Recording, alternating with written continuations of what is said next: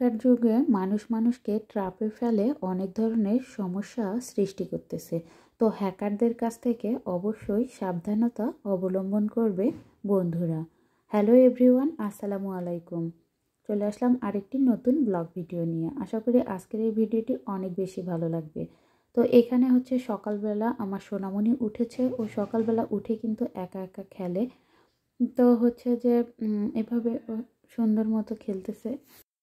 সকালবেলা উঠে কিন্তু ও প্রচুর খেলাধুলা করে আর আমার খুবই ভালো লাগে। তো তারপর আমি ওকে ফ্রেশ করে দিব, জাস্ট মুখটা একটু ক্লিন করে দিব, এতে করে এর হচ্ছে তো এভাবে ওর ফ্রেশনেসটা লাগবে আর ওর ভালো লাগবে। তো ও কিন্তু মাশাল্লাহ ভালো ঘুমায়, খেলাধুলা করে, কোনো কিছু ডিস্টার্ব নাই। তো আমি ওর সাথে একটু দুষ্টুমি করতেছি, খেলাধুলা করতেছি। ও কিন্তু অনেক মজা পায়, মানে ওর সাথে খেলা করলে। মানে এই বয়সটাতে অবশ্যই খেয়াল রাখবেন বাচ্চাদের সাথে বেশি বেশি খেলা করার জন্য।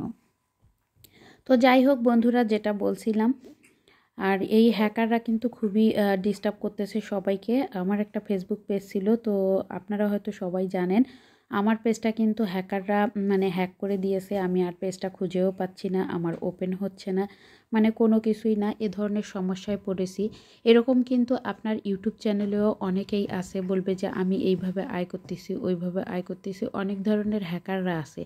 আপনারা কিন্তু মনে করবেন যে না, এই আপুকে আমি চিনি বা ওই ভাইয়াকে আমি চিনি, তারা মনে হয় হ্যাকার না, সে মনে হয় আমাকে হেল্প করার চেষ্টা করতেছে। এ ধরনের অনেকে আছে, কিন্তু আসলে এখনকার যুগে এরকম মানুষ পাওয়া খুবই টাফ ব্যাপার। তো আমি এরকম 2-3 হ্যাকারের মানে পাল্লায় পড়তে ধরছিলাম। আমি কিন্তু তাদের মেসেজ কাউন্ট করিনি বা হচ্ছে তাদের মানে কোনো কিছু করিনি, এই জন্য কিন্তু আমি বেঁচে গেছি। তো এই ভুলটা কিন্তু আপনারা করবেন না। আপনারা অবশ্যই মনে রাখবেন যে তো আমাদের ইউটিউবেই কিন্তু একটা আপু ছিল, তো উনি কিন্তু ইন্ডিয়ায় থাকে। তো হচ্ছে ওই আপুটার কিন্তু হচ্ছে চ্যানেলটা নিয়ে নিয়েছে। আর ওই আপু কিন্তু খুবই ভালো ছিল, সবার লাইভে লাইভে গেছিল। ওই আপু অনেক কষ্ট করে একটা চ্যানেল ক্রিয়েট করেছিল, প্লাস হচ্ছে অনেক টাকা পয়সা মানে এমবি কিনে কিনে। আপুটার কিন্তু অত বেশি সামর্থ্য ছিল না। তো খুব আপুটার নাম ছিল মনসুরা আপু। তো মনসুরা আপু, তুমি কেমন আছো আমি জানি না, আর তুমি আমার ভিডিও দেখো কি না আমি সেটাও জানি না। তো মনসুরা আপু, তোমার জন্য অনেক বেশি দোয়া আর ভালোবাসা রইল। তো আমি জানি তুমি আর চ্যানেল ক্রিয়েট করবে না, আর তোমার চ্যানেলটা নিয়ে নিয়েছে। তো উনি খুব সহজ সরল ছিল, এই জন্যই ওনার চ্যানেলটা সে নিতে পারছে। মানে আপু এই চ্যানেলের পাসওয়ার্ডটা দিয়ে দিয়েছিল, সেই কারণে ওই আপুর চ্যানেলটা হ্যাক মানে করে ফেলছে, মানে নিয়ে নিছে। তো যাই হোক, এরকম কেউ ভুল করবা না, হ্যাকারের হচ্ছে পিছনে কেউ ঘুরবা না।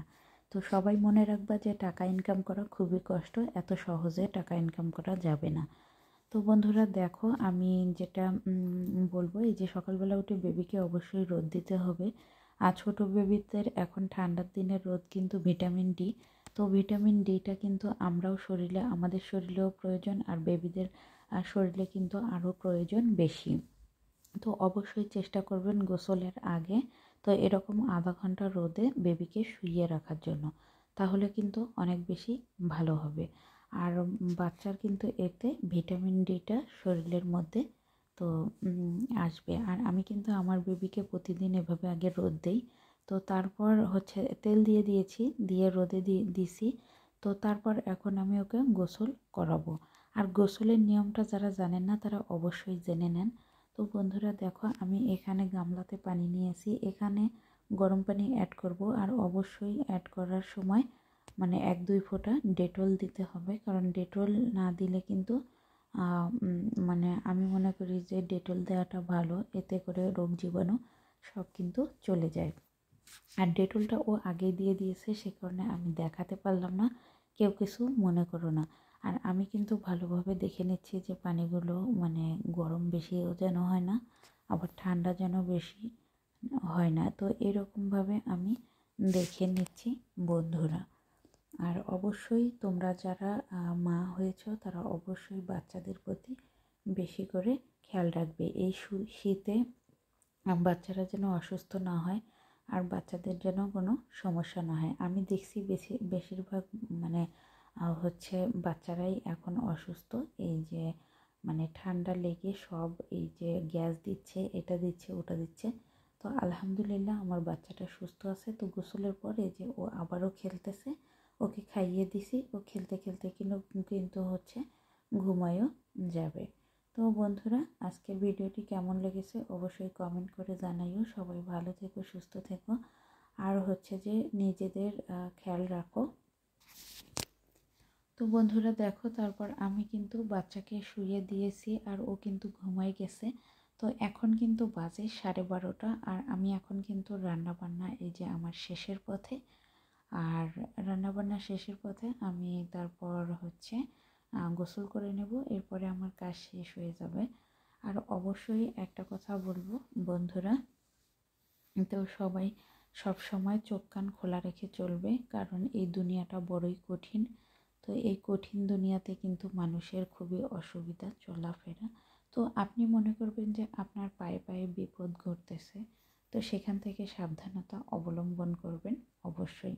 তো সবার জন্য আমার দোয়া আর ভালোবাসা রইল। আর আমার ভিডিওটি যদি ভালো লাগে, আর যারা নতুন তারা অবশ্যই সাবস্ক্রাইব করবে আর কমিউনিটিতে লেটার দেবে। আর এখানে আমি পেঁপে দিয়ে মুরগির মাংস ঝোল করেছি, আর ওইদিকে শাক রান্না করেছি। এটা হচ্ছে দেশি কলমি শাক। তো আমার কাজের বুয়া যে আছে, যে খালা আমার কাজ করে দেয়, তো কাপড় কেচে দেয় বেবিদের, তো ওই খালাই নিয়ে এসে দিয়েছে। তো যাই হোক, সবাই ভালো থেকো, সুস্থ থেকো। আজকে পর্যন্ত, আল্লাহ হাফেজ।